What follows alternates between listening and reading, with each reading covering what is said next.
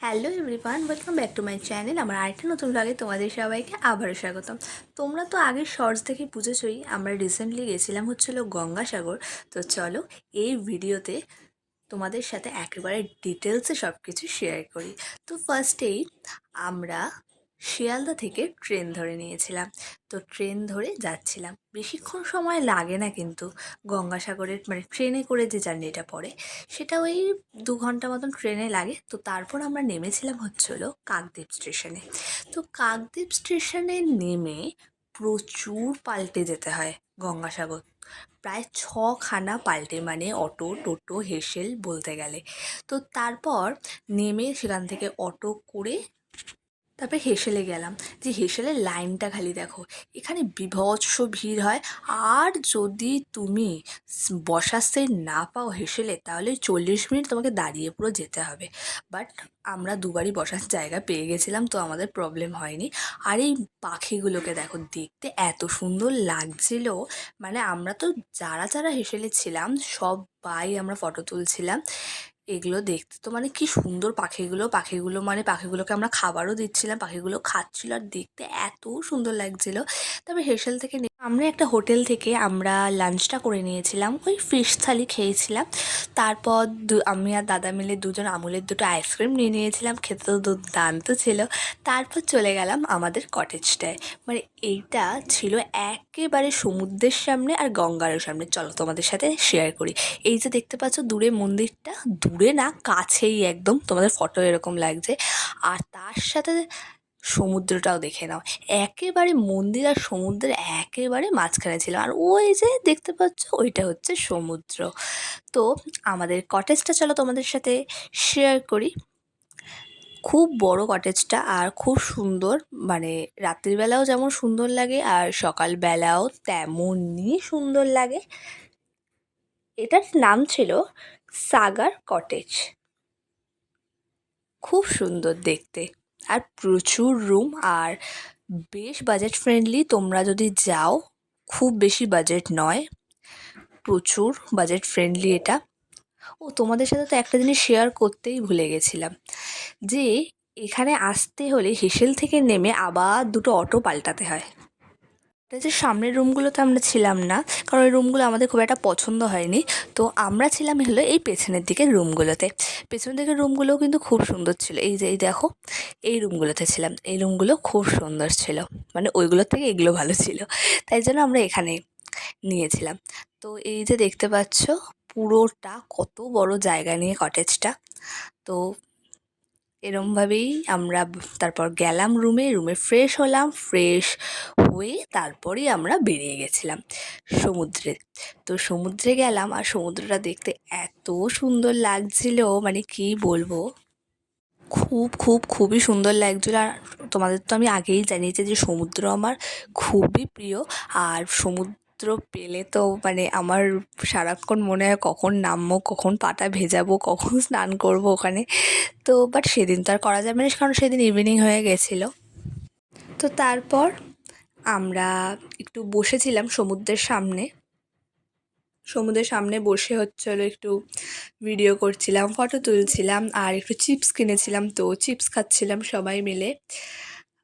বেশ সুন্দর লাগছিল জায়গাটা। তো আমরা মানে এখানে বসেই প্রায় তারপর অন্ধকার নেমে গেছিলো, তারপর আমরা চলে গেলাম কটেজে। আর সেই বেরিয়েছিলাম সকাল 7টা না 6টার সময়। তো খুব টায়ার্ড ছিলাম, তো তাড়াতাড়ি আমার ডিনারটা সেরে আমরা ঘুমিয়ে পড়েছিলাম প্রায় 10টার মধ্যে। তো দেখতেই পাচ্ছ একেবারে অন্ধকার হয়ে গেছিলো, আর একটু রাত হলে সব দোকান এখানে বন্ধ হয়ে যায়, তো বেশিক্ষণ আমরা ছিলাম না, তাই জন্য গেলাম কটেজে। চলো রাতের বেলায় দেখাচ্ছি কটেজটা কতটা সুন্দর দেখতে লাগছিল। এই জায়গাটা তো দুর্দান্ত দেখতে লাগছিল, বেশ লাইটিং করা, খুব সুন্দর। তো তারপর মানে রুমে গিয়ে ফ্রেশ হয়ে চেঞ্জ করে দেন আমরা চলে গেছিলাম ডিনার করতে। তার অপোজিটেই একটা দোকান আছে, তো সেখানে সবাই মাংস ভাত না সরি মাংস রুটি খেয়েছিলাম। তো এই যে ওরা পেছনে বসেছিল, বাবা আর পিছনে, আমরা বসেছিলাম এখানে। এই যে সবাই খেয়ে নিয়েছিলাম, বেশ ভালো ছিল খাবার দাবার। তারপর হচ্ছিল রাত্রেবেলা একটুখানি আমরা বসেছিলাম বাইরে, তো তখন দেখি দুটো বিড়াল মারপিট করছিল, তো সেটার একটু ভিডিও নিয়ে নিলাম। তো তারপর পরের দিন সকালবেলা তাড়াতাড়ি উঠে গেছিলাম রোদ ওঠার একদম আগে, আর উঠে আমরা গেছিলাম হচ্ছিল স্নান করতে, কারণ স্নান করার পর আমরা রেডি হয়ে যাব পুজো দিতে। তো দেখতেই পাচ্ছ খুব সুন্দর লাগছিল, আর মানে সবাই স্নান করছিল। তো স্নান করার পর আমরা রেডি হয়ে গেলাম। তো রেডি হয়ে এবার যাচ্ছিলাম হচ্ছিল পুজো দিতে। পুজো দিতে তো এবার মানে আর পুজো দিতে নাকি অনেক ভিড় হয়, বাট আমাদের সময় একদমই ভিড় পড়েনি, বেশ ফাঁকা ছিল। এই যে এই পাশে একটা পার্ক টাইপের আছে, তো পার্ক বলবো না কি, মানে একটা ঘাট আছে, তো সেখানে একটু বসেছিলাম, মানে দেখতে গেছিলাম, বসেছিলামও না। তারপর গেলাম পুজো দিতে। তো এই যে এটা কপিল মুনির মূর্তি, খুব ভালো লাগছিলো। তারপর পুজো দেওয়ার পর আমরা ব্রেকফাস্ট করতে গেলাম। আমরা খেয়েছিলাম পেঠাই পরোটা, মোটামুটি ছিল, খুব খারাপ না আবার খুব ভালোও না, মানে মোটামুটি। তো তারপর আমরা আবার রুমে চলে আসলাম, রুমে এসে একটু রেস্ট নিলাম। রেস্ট নেওয়ার পর আমরা এবার যাচ্ছি লাঞ্চ করতে। বাট এই যে লাঞ্চের আগেই আমি ভিডিওটা করছিলাম, মানে হোটেল থেকে বেরাচ্ছিলাম, যে তবে লাঞ্চ করার সময় আমি ভিডিও নিতে ভুলেই গেছিলাম। যাই হোক, আমি বলে দিচ্ছি লাঞ্চেও কী খেয়েছিলাম। লাঞ্চেও আমরা সেই চিকেন ভাতই খেয়েছিলাম। তো চলো, এবার আমি কি তখন বকছিলাম আমি নিজেও জানি না, যাই হোক আমি মিউট করে দিয়েছিলাম, কিছু একটা হয়তো বকছিলাম। যাই হোক, তারপর একটু তারপর মানে লাঞ্চ করার পর আবার গেছিলাম একটু সমুদ্রে। তো সমুদ্রে গিয়ে লাস্ট বারের মতো আবার একটু ভিডিও করে নিয়েছিলাম, কারণ এবার তো বাড়ি যেতে হবে, কারণ আমরা গেছিলাম দুদিনের জন্য, মানে যেদিন গেছিলাম তার পরের দিনই আবার চলে এসেছিলাম। তো দেখতেই পাচ্ছ আবার একটু ভিডিও করে নিলাম, আবার কবে আসবো, কারণ এত পাল্টে যেতে হয়, মানে জায়গাটা খুবই সুন্দর, আবার যেতে অবশ্যই ইচ্ছা করছে, বাট প্রচুর প্রচুর প্রায় 6খানা পাল্টে আমাদের যেতে হচ্ছে।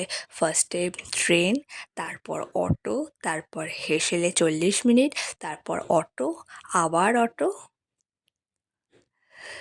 প্রায় 5টা পাল্টে যেতে হচ্ছে। তো সমুদ্রকে টাটা করে আমরা চলে গেলাম আবার অটো করে হেসেলে। তো আমরা তো গিয়ে একেবারে ফাঁকা হেসেল ছিল, তো আমরা সিট টিট নিয়ে বসেছিলাম। তারপর তোমাদের দেখাচ্ছি হঠাৎ সবাই আমাদের দিকে এরকম দৌড়ে আসছে কেন, কারণ আমরা একটা হেসেল ছেড়ে দিয়েছিলাম, বেশি ভিড় ছিল বলে, তো আমরা নতুনটায় বসেছিলাম বলে, তো আমরা একেবারে ফাঁকা সিট পেয়েছিলাম, আর এদেরকে আটকে রেখেছিল যতক্ষণ না ওই হেসেলটা পার্কিং মানে হয় জায়গাটায়। আর সবাই সে দৌড়ে হাউমাউ করে সব আসছে, দেখতেই পাচ্ছ বীভৎস। তারপর তো মানে কি বলবো, আমি ভেবেছিলাম হয়তো সুন্দর দেখতে দেখতে যাব, বাট এত ভিড় কিচ্ছু দেখতে পাচ্ছিলাম না, খালি মানুষই দেখতে পাচ্ছিলাম হেসেল করে যাওয়ার সময়। এই যে দেখতেই পাচ্ছ নিমিষের মধ্যে হেসেলটা কিরম ভরে গেল চারিদিক। তো তারপর আবার দেখলাম ওই পাখিগুলো সারাক্ষণ থাকে, কারণ এখান থেকে তাদেরকে খাবার দিচ্ছে সবাই, কেউ বিস্কিট দিচ্ছে, কেউ কেক দিচ্ছে। তো পাখিগুলো দেখতে তো খুব সুন্দরই লাগছিলো। তো এইভাবেই আমাদের জার্নিটা শেষ হলো। তো ভালো লাগলে like, comment, share and subscribe.